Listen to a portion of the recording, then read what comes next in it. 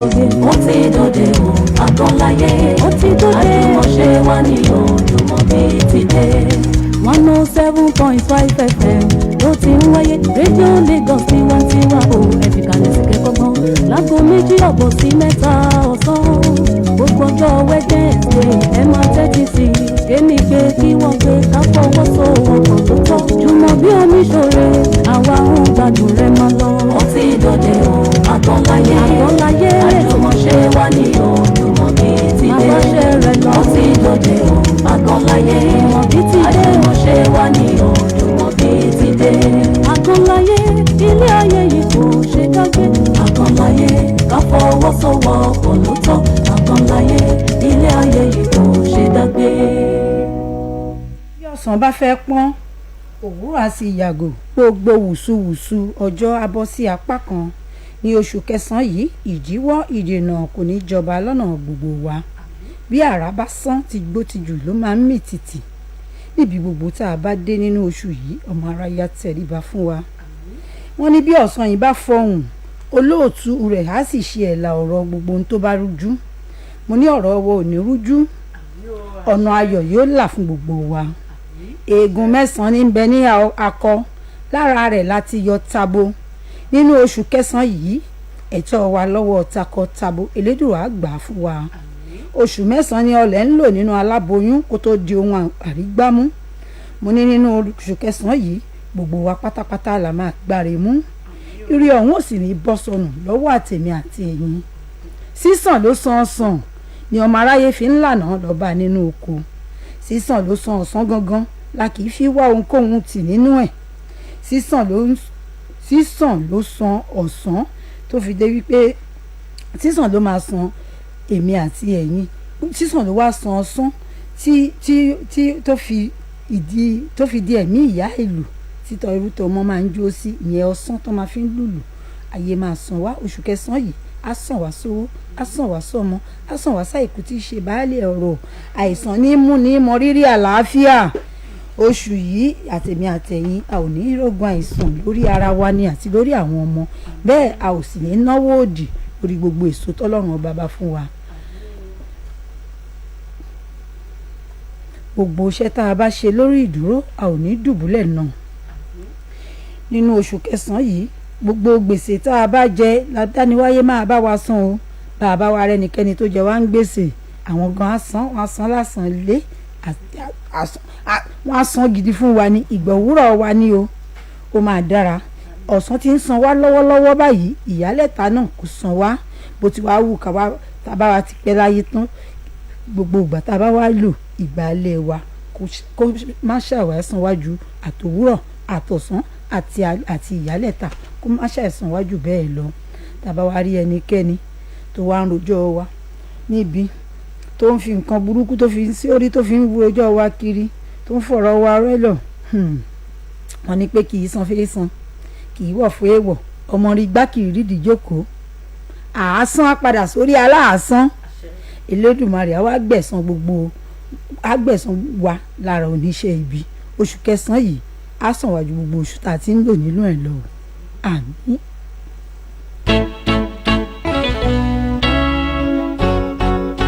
T-Rain on the mix. Bàbá oṣù bàbá ọdún lọ sópin Èdùmàrè dákúndàbọ̀ fi ṣọ́ ẹ̀ṣọ́ wa. Bàbá oṣù bàbá ọdún lọ sópin Èdùmàrè dákúndàbọ̀ fi ṣọ́ ẹ̀ṣọ́ wa.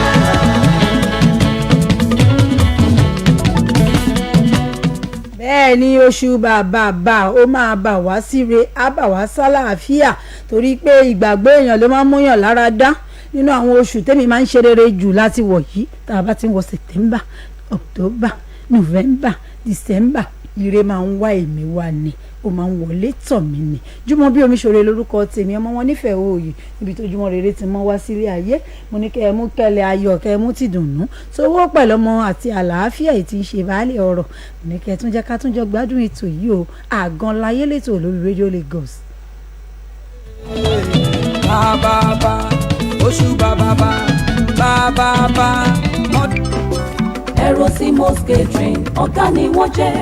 èyíkéyìí ayẹyẹ tẹ́ bá fẹ́ ṣe ọdún ni wọ́n oríṣi àsè ń bẹ lọ́dọ̀ wọn ìbẹ̀rù ò sí ìfòyà ò sí rárá tested and trust Erosimos wọ́n ṣe gbáralé. Erosimos catering service àwọn professional aláṣẹ wọ́n mọ ikú tó pa oúnjẹ wọ́n mọ ìtọ́jú ọ̀pọ̀ èrò birthday ni ìgbéyàwó òkú àgbà ayẹyẹ ẹgbẹ́ ìnáwó nílé ìjọsìn àti gbogbo ayẹyẹ yòówù tẹ́ fẹ́ ṣe. Erosimos catering service ní ká ẹgbẹ́ ṣe oúnjẹ sísè fún iṣẹ́ wọn ni láti bá yín lo iye tẹ́ ẹ ní fáwọn àlejò tẹ́ ẹ pè. Erosimos catering service ilé iṣẹ́ wọn wà ní 23 Fadare Street Ọgbà Lagos. ẹ̀rọ ìbánisọ̀rọ̀ wọn ni 0704 424 7984 0704 424 7984. tested and trust Erosimos wọ́n ṣe gbáralé. Royal Pop Lollipop. La la la la la ọmọdé la àgbà la everybody la. Daddy mo fẹ́ lollipop strawberry real pop lèmi fẹ́ èmi náà máa gba mango real pop sí rárá o ẹyọ kan ló máa gbà. ẹ má jà sí i bẹ́ẹ̀ ṣe ń fẹ́ pọ́ngilá strawberry real pop mango real pop passion àti white apple àwọn sweet aládùn tá ò lè ṣàfẹ́rí rẹ̀ látọdún 2017 ṣúgà àwọn ò pọ̀ jù ọ̀nà mẹ́rin ló pín sí. lílalíla ẹ máa la gbogbo ẹ̀ lálàáfíà àmọ́ omi lèmi fẹ́ mu. royal park water 75cl 50cl àti 30cl royal park water gbogbo ẹ̀ ni wọ́n rọ lábẹ́ ìmọ́tótó iṣẹ́ ìwádìí sweet real pop ó ṣe é lá fọmọdé ó ṣe é lá fàgbàlagbà òun ni kẹ́ ẹ jẹ́ káwọn ọmọ yín yàn láàyò ó dára lójú ìwọ̀n gíráàmù 18 lẹ́yọ kọ̀ọ̀kan láfi wé àwọn akẹgbẹ́ ó ní gọ́ọ̀mù nínú pẹ̀lú igi tó gùn tó ṣe é gbámú dáadáa láti jẹ́ alágbàtà real pop àti royal park water ẹ kàn sí wọn ní nọ́mbà 15 Salamotu Street Ilasamaja Lagos. real pop lollipop. Erosimos communications alága ìdúró ìjókòó MC fún èyíkéyìí ayẹyẹ tẹ́ fẹ́ ṣe wọ́n dáńtọ́ wọ́n á mú òde rẹ̀ dùn kò séwu classic alága Jumobi Omisore. fún alága ìdúró àti alága ìjókòó ẹ pè classic alága sórí 0704 424 7984 0704 424 7984. èyí ayẹyẹ tẹ́ fẹ́ ṣe wọ́n dáńtọ́ wọ́n á mú òde rẹ̀ dùn kò séwu classic alága Jumobi Omisore.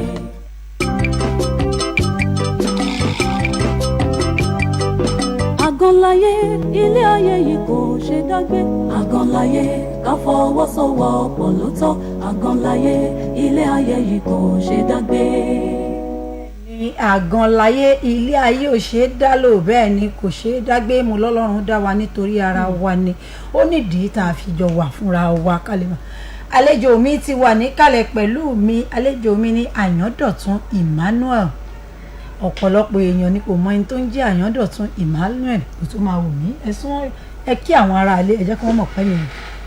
ẹ̀yin tèmi ẹ káàsán o mo kí gbogbo wa orúkọ mi ò yí padà Àyándọ̀tún Emmanuel lórúkọ mi ṣùgbọ́n tí gbogbo yín lẹ mọ̀ mí sí Àyọ̀ká ọmọ ọlọ́gẹ̀dẹ̀ àti mo sádewin mo kí yín pé ẹ ṣeun ẹ kú gbogbo ìgbà wa o. ẹ káàbọ̀ ẹ jọ̀ọ́ ta ló ń jẹ́ Àyọ̀ká ọlọ́gẹ̀dẹ̀ ní ṣókí ẹ sọ fáwọn ará ilé. Àyándọ̀tún Emmanuel náà ló jẹ́ Àyọ̀ká ọmọ ọlọ́gẹ̀dẹ̀ nítorí pé inú fíìmù bàbá wa tí mo fi tọ̀wọ̀tọ̀wọ̀ dárúkọ wọn Adébáyọ̀ Sàlámì inú fíìmù wọn ẹ̀rí ọkàn ni mo ti jẹ́ ọmọ ọlọ́gẹ̀dẹ̀. láti ìgbà náà sì ni wọ́n ti ń pè mí ní ọmọ ọlọ́gẹ̀dẹ̀ ọmọ ọlọ́gẹ̀dẹ̀. ṣó wá níjọ́ kan rí Táyọ̀ká ọlọ́gẹ̀dẹ̀ wò pé kí ló dé tán ń pè mí lórúkọ yìí torí pé orúkọ míì á máa bí nǹkan míì lára ẹlòmíì bóyá ẹnìkan ti yẹ pè yín níbi tí ò ti yẹ kó pè yín tó bá nǹkan kan dáhùn pé kí ló dé. kò sí nǹkan kan ò inú òbí mi rí nítorí pé ọmọ ọlọ́gẹ̀dẹ̀ yìí tún fún mi lórúkọ sí ni táwọn èèyàn kìkì bẹ́ẹ̀ ni ó tún fún mi sí ni in fact inú mi máa ń dùn ní gbogbo ìgbà nítorí pé nígbà náà tá à ń ṣe fíìmù kì í ṣe just fíìmù kì í ṣe àgbéléwò fíìmù o optical film ni nígbà yẹn celluloid ta máa ń yà ń gbà yẹn wọ́n wá rò pé ta ló lè ṣe even èmi kọ́ ni mo fẹ́ ṣe ró yẹn jọ́nà lọ́hùn but torí wípé àwọn kámẹ́rà tó ń lò ń gbà yẹn owó ńlá ni ẹni tó fẹ́ ṣe ń gbà yẹn ò tètè wá bóyá wọ́n bí sí ń gbà kan bí bàbá wa Adébáyọ̀ Sàlámì ṣe nìkan wá gbé mi wá láti ilé nìyẹn òjògẹ́ ni wọ́n wá pè mí jọ yẹn so wọ́n dẹ̀ in fact I love the story mo tún wá like role tí mo play ń bẹ ọmọ ọlọ́gẹ̀dẹ̀. láì mọ̀ pé role yẹn gangan náà ló máa di tí gbogbo ayé máa gbà. òun náà fi ń pè mí lọ́mọ ọlọ́gẹ̀dẹ̀ dè mí o mo dúpẹ́ o mo yan Ọlọ́run lógo o. gẹ́gẹ́ bí gbogbo ayé ti mọ̀ yín ló ní tíátà tó máa ń ṣeré. bẹ́ẹ̀ ni. ṣé ẹ mọ̀ wípé wọ́n ní àwòkọ́ṣe lẹ jẹ́ nínú àwùjọ ọ̀pọ̀lọpọ̀ èèyàn wọ́n ti ń ṣe ń gbórúkọ yín nílé ní ìsìnkẹ́yìn ilẹ̀ wọ́n ti máa rí i pé lágbájá ló wà ń bí inú mi dùn láwọn tó jó lólùfẹ́ yín. bẹ́ẹ̀ni bẹ́ẹ̀ni. ó wá kí ni ẹ̀yin fúnra ara yín gẹ́gẹ́ bí ẹni tó ń ṣe fíìmù tẹ́ wá rí tó jẹ́ pé àwọn nǹkan tí ò bójú mu tó yẹ kí ẹ ṣàtúnṣe ẹ̀ nínú iṣẹ́ yín. ní gbogbo ìgbà pátápátá gbogbo nǹkan tí ò bójú mu pátá ni wọ́n ń ṣe correction náà bíi pé kan ní wọ́n wọ sọ́nù fíìmù míì ká ṣíra lẹ̀ àwọn aṣíwájú wa wọ́n á pe ẹni tó bá ṣerú ẹ̀ wípé nǹkan báyìí tó ń ṣe kò dáa o jáwọ́ ń bẹ̀ tó bá dẹ̀ rí wípé kò jáwọ́ ń bẹ̀ wọ́n lè ní kó kọ́kọ́ kúrò nínú ẹgbẹ́ wa pé kó má ba orúkọ association wa jẹ́ wọ́n ń tiraka gan o wọ́n ń gbìyànjú àwọn aṣíwájú wa pàápàá jùlọ president mi now ó ṣiṣẹ́ gudugudu méje yàyà mẹ́fà tí mo fi tọ̀wọ̀tọ̀wọ̀ dárúkọ wọn bàbá Latin Bọ́lájí Amúsùn ó gbìyànjú o. ẹ̀yin lẹ sọ pé ẹ̀ ń gbìyànjú mo mọ̀ pé tèmi ṣe mọ̀ pé agbẹnusọ àwọn aráalé lèmi èmi ò ríyànjú kankan tí ẹ̀ ń gbà torí wípé ní ìsinyìí nípa àwọn tó wọṣọ bí ìgbà tó yẹ pé ẹ fẹ́ máa yọ̀rọ̀ jáde lẹ́nu mi mo sì ń lọ ọbẹ̀ rẹ̀ rárá o ẹ̀rẹ̀ tí mú débẹ̀ wá jẹ́ kí n kúkú sojú abẹ rárá o àwọn tó ń ṣe skiti yìí nígbà ní àsọ̀rọ̀ skiti bẹ́ẹ̀ mi ò bá yín sọ̀rọ̀ nu fíìmù tó lẹ́yìn náà mọ̀ pé ẹ̀mọye àìṣedédé ló wà nu fíìmù lóòótọ́ wọn lè ti máa bá wọn wí kí wà ní ká ti pè ẹ̀yin tí ẹ pé ayé ní bóyá lẹ mọ̀ pọ̀pọ̀lọpọ̀ yín ambassador nìyí aṣojú lẹ jẹ́ tó yẹ pọ̀pọ̀lọpọ̀ ọmọ ló ń wò pé tí n bá dàgbà iṣẹ́ báyìí ni mo fẹ́ ṣe torí kó tó di orí ti yín gbà táwọn bàbá wo Ògúndé Ọlọ́run fọ̀run kẹ́ wọn àwọn bàbá Sàlá àwọn aisho pẹpẹ àwọn èèyàn lálábẹ́ẹ̀dẹ̀ làwọn tó sì wà láyé àwọn Adébáyọ̀ Fálétí tó ti lọ àwọn tó sì wà láyé àwọn bàbá wa tí wọ́n jẹ́ tí wọ́n wà ní Òṣogbo Adébáyọ̀ Sàlámì bàbá tó jẹ́ kíni wọn lóṣogbo yìí ìrántí ẹni tẹ fẹ́ dárúkọ Bíntà Fátómilọ́lá Peter Fátómilọ́lá wọ́n ṣe wà láyé nìsín nígbà tí gbogbo àwọn yẹn ń ṣe gbogbo yín náà ló wù pé ẹ fẹ́ dàbí wọn ṣùgbọ́n ọ̀pọ̀lọpọ̀ èyí tẹ̀ ń ṣe nìsín èmi ọ̀pọ̀lọpọ̀ yín ló jẹ́ wípé èmi ò lè fẹ́ káwọn ọmọ tèmi dàbí yín tá a bá sọ ẹ̀ ń sọ tinú fíìmù kí wọ́n pè yín sí òde kẹ́ ẹ máa rìn ìhòòhò lọ́ọ̀bẹ̀. ọ̀tọ̀ọ̀tọ̀ lọ̀rọ̀ ẹ lè rí aṣíwájú tàbí àgbà kan bíi tiwa kó ṣíra lẹ̀ àtijọ́ tèmi Àyándọ̀tun Emmanuel ti ń ṣe fíìmù mi ò ṣíra lẹ̀ rí o Ṣájẹ́ ò ṣíra lẹ̀ rí o Wùnmí Yétúndé ò ṣíra lẹ̀ rí o gbogbo àwọn sẹ́ẹ̀tì wa yẹn pátápátá kò séyìí tó ṣíra lẹ̀ nu wọn tí wọ́n bá wo àwọn tó máa ń ṣíra lẹ̀ tàbí tó máa ń wọṣọ ẹni à ò lọ sí patí àwọn omidan sí ni tí wọ́n bá wá dóde náà tán wọ́n máa ń bá wọn sọ̀rọ̀ ṣé mọ̀ wípé ọ̀tọ̀ ní kéèyàn bá yàn sọ̀rọ̀ kó gbọ́ ọ̀tọ̀ ní kéèyàn dẹ̀ bá yàn sọ̀rọ̀ kó kàn máa wò àwọn ẹlòmíì tí wọ́n bá wọn sọ̀rọ̀ wọn á ní kí ló kàn án ṣóun ló bí mi ni. ṣùgbọ́n ṣe mọ̀ pé Yorùbá máa ń lé síwájú tẹ̀yìn wò sáré. ṣẹ́yìn rí àwa fún àwọn orí tẹ̀yìn fi ṣèwé òkúrò ṣẹ́yìn náà ò ṣomidan rí ni. nígbà tẹ̀ ń ṣomidan ṣó láwọn kan tẹ́ ẹ lè tọ́ka sí tí wọ́n rìn òwò àbí ní ìsìn tẹ̀yìn ń ṣe ṣé ẹ̀yìn rìn òwò ló fi jẹ́ wípé àwọn ọmọ tó ń bọ̀ tó ń wọ̀ ẹ̀yìn lẹ́yìn tó fi ń rìn òwò.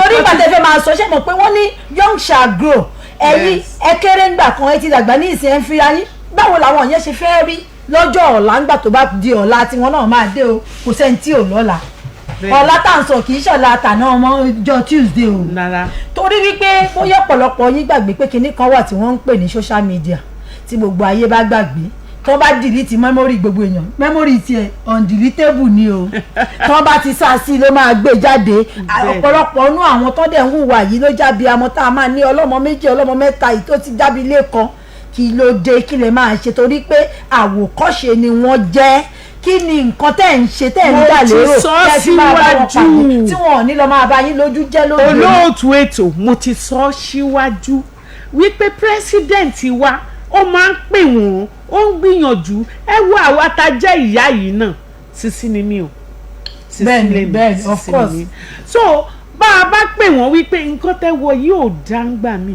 wọ́n á ní kí ló ń ṣẹlẹ̀ sí ìyá yìí ṣóun ló bí mi ni but à ń ṣe gudugudu méje yàyà mẹ́fà now ó ti ń yàtọ̀ o ẹ jẹ́ ká gbàgbé bóyá nǹkan lọ sórí social media wọ́n ń wọṣọ òun wọ́n ń wọ̀ lọ pàtí àwọn yẹn ò lọ́rọ̀ gbọ́ ni tó bá yẹ pé wọ́n lọ́rọ̀ gbọ́ nínú association wa ẹ bẹ̀rẹ̀ sí ní wò látẹ̀ní correction ti wà ń bẹ̀.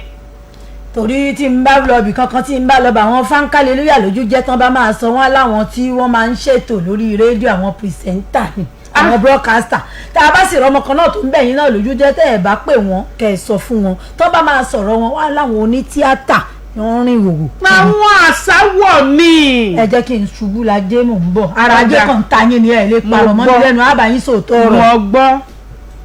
ajá ìbàtà ìdòjé ejò ẹyẹ fífìlà gígèlè ìgbàgùdà gbàgùdà ní pákí ní ẹ̀gẹ́ parada ó di gàárì ó dé èlùbọ́ láfún ó di fùfú aláyẹ̀lá.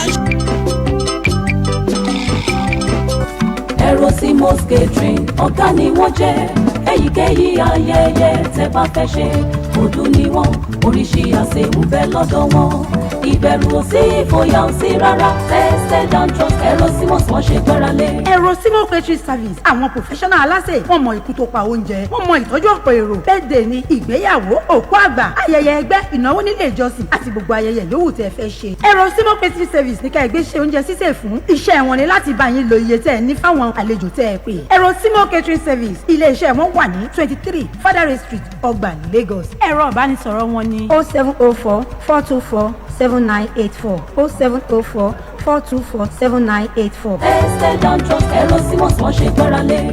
Royal pop lollipop. La la la la la, ọmọdé la, àgbà la, everybody la. Daddy mo fẹ́ lollipop strawberry real pop lèmi fẹ́ èmi náà máa gba mango real pop sí rárá o ẹyọ kan ló máa gbé. ẹ má jà sí i bẹ́ẹ̀ ṣe ń fẹ́ pọ́ngilá strawberry real pop mango real pop passion àti white apple àwọn sweet aládùn tá ò lè ṣàfẹ́rí rẹ̀ látọdún 2017 ṣúgà àwọn ò pọ̀ jù ọ̀nà mẹ́rin ló pín sí. lílalíla ẹ máa la gbogbo ẹ̀ lálàáfíà àmọ́ omi lèmi fẹ́ mu. royal park water 75cl 50cl àti 30cl royal park water gbogbo ẹ̀ ni wọ́n rọ lábẹ́ ìmọ́tótó iṣẹ́ ìwádìí sweet real pop ó ṣe é lá fọmọdé ó ṣe é lá fàgbàlagbà òun ni kẹ́ ẹ jẹ́ káwọn ọmọ yín yàn láàyò ó dára lójú ìwọ̀n gíráàmù 18 lẹ́yọ kọ̀ọ̀kan láfi wé àwọn akẹgbẹ́ ẹ̀ ó ní gọ́ọ̀mù nínú pẹ̀lú igi tó gùn tó ṣe é gbámú dáadáa láti jẹ́ alágbàtà real pop àti royal park water ẹ kàn sí wọn ní nọ́mbà 15 Salamatu Street Ilasamaja Lagos. real pop lollipop. Erosimos communications alága ìdúró ìjókòó MC fún èyíkéyìí ayẹyẹ tẹ́ fẹ́ ṣe wọ́n dáńtọ́ wọ́n mú òde rẹ̀ dùn kò séwu classical alága Jumobi Omisore. fún alága ìdúró àti alága ìjókòó ẹ pè classic alága sórí 0704 424 7984 0704 424 7984. èyí ayẹyẹ tẹ́ fẹ́ ṣe wọ́n dáńtọ́ wọ́n mú òde rẹ̀ dùn kò séwu classical alága Jumobi Omisore.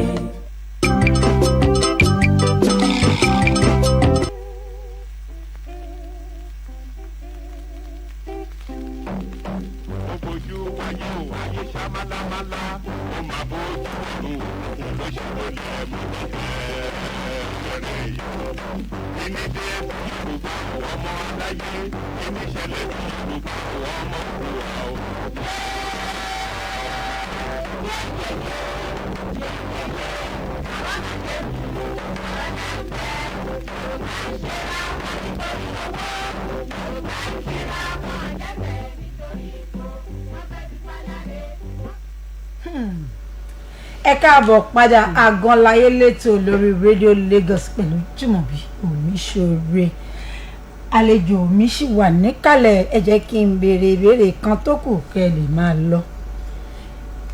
kí ni kí àwọn olólùfẹ́ Àyọ̀ká ọmọ ọlọ́gẹ̀dẹ̀ máa retí lọ́wọ́ yín báyìí?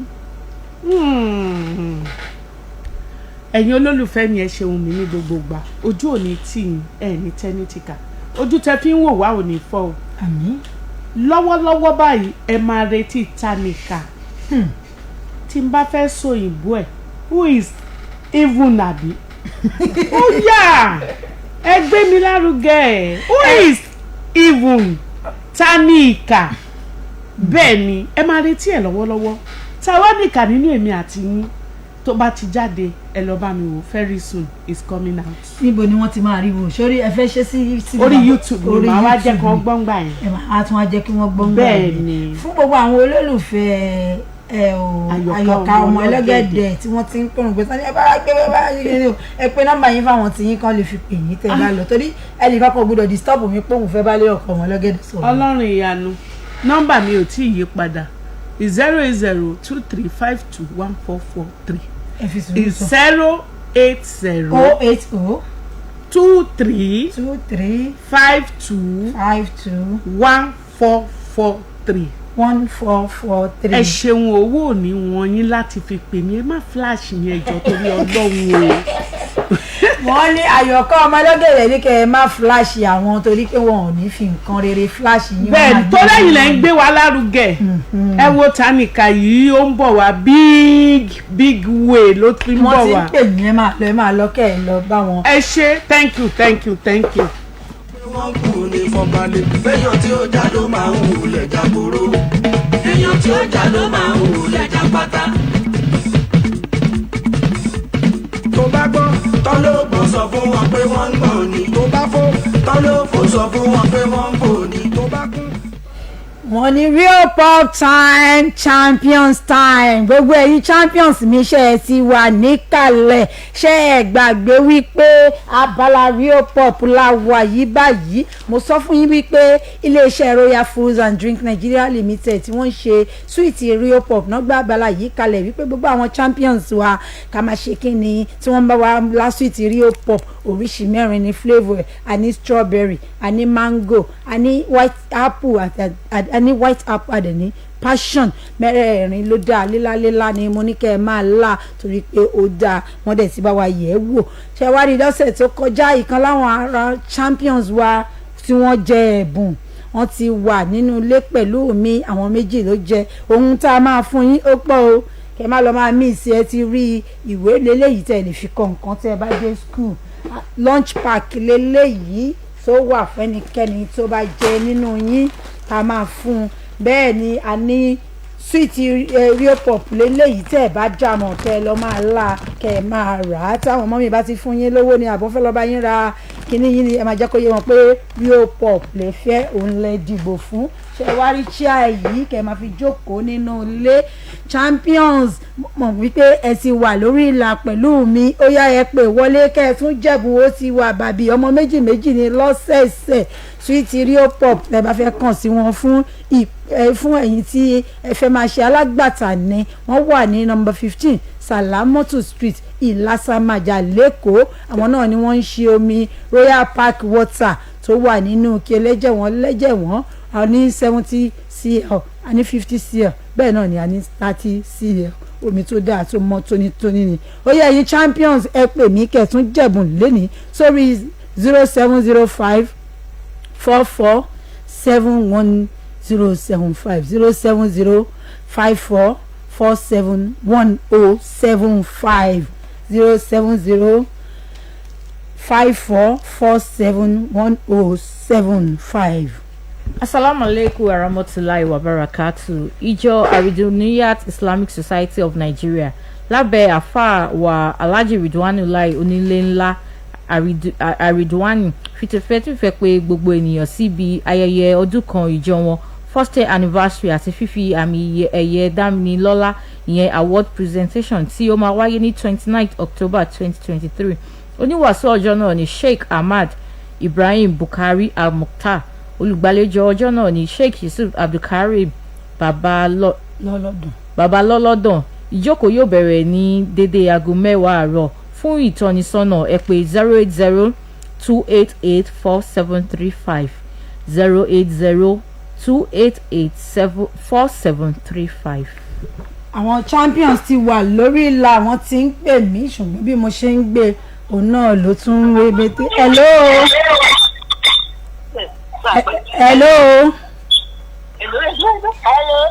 hello kí lorúkọ ẹ. Àṣàbí. ọmọ ọdún mélòó ni ẹ. ọmọ ọdún 7 years. 7 years old. Ṣé o lè ka state and capital fún mi? Bẹ́ẹ̀ni ma. Ó yá kà á. State and capital. Abia Songa, Abia Umaya, Godo State, Anambra Yola, land of beauty, Akwa Ibom, Uyo, land of promise, Anambra Okwa, land of relation, Bauchi, head of politics, Bayelsa, nobody, glory of all nation, Pelu Makodi, 2% compilation, Bonuma Guguri, home of peace, cause big kí lorúkọ ẹ tó ti ẹ̀rí bó ṣe wà yìí kí ló dé o ti mọ̀ wéjú tíṣà lọ mo ní kó ka state and capital ó tún sọ kí ló pé. Amdala Ọlátúbọ̀sún. Amdalat Ọlátúbọ̀sún ó ti jẹ ẹ̀bùn ṣíà lọ́wọ́ Rio Pop ó ti jẹ lunch pack ó yá kọ nọ́mbà yìí sílẹ̀ tó o bá ń gbọ́ mi 0704424. ẹ dúró ma. mo ń gbọ́ ẹ ó yá Amdalat bá mi ó yá máa kọ nọ́mbà yẹn sílẹ̀ 070. 070 44 24 79 84. ó yá dúpẹ́ lọ́wọ́ Rio Pop tó bá ti ṣe tán kó test mi wípé ìwọ ni Amdalat kó wá gba ẹ̀bùn ẹ lọ́jọ́ mẹ́jọ dúpẹ́ lọ́wọ́ Rio Pop. Rio Pop ẹ ṣé o. Champions time Rio Pop time gbogbo ẹ̀yin champions mi tẹ́ wà lórí ìlà ó yá ẹ pè wọlé kẹ́ ẹ lè jẹ́ hello. kí lorúkọ ẹ. Orúkọ mi Sájà Jamiu. ọmọ ọdún mélòó ni ẹ. 7 years. 7 years kí ló dé ẹ̀yin ọmọ ọdún méje ni mo rí lẹ́ni ó yá ka national anthem wa stand ká fún mi. Arado compassion, Nigeria contribute to serve our father's land. His love and set and faith. Deliver our heroes, but shall never be vain. ó yá kí lorúkọ ẹ. Sájà Jamiu. tó bá ti kọ́ọ̀tì ní ìsìnkú listing sí nọ́mbà tí mo fẹ́ pè yìí kó test mi ó ti jẹ ẹ̀bùn lọ́wọ́ Rio Pop 07044247984 Fatia mo máa retí test yẹ gbogbo ẹ̀yin champions wa ó tún di lọ́jọ́ mẹ́jọ lórí pẹ̀lú àkọ́tún ètò AGAN LAYE níbi tí Rio Pop ti ní kí n máa da yín lọ́lá ẹ má gbàgbé láti máa la Rio Pop o Jumobi Omisore lórúkọ mi ọmọ wọn nífẹ̀ẹ́ òòyè níbi tójúmọ́ rere tí mo wá sílé ayé ó dàbọ̀.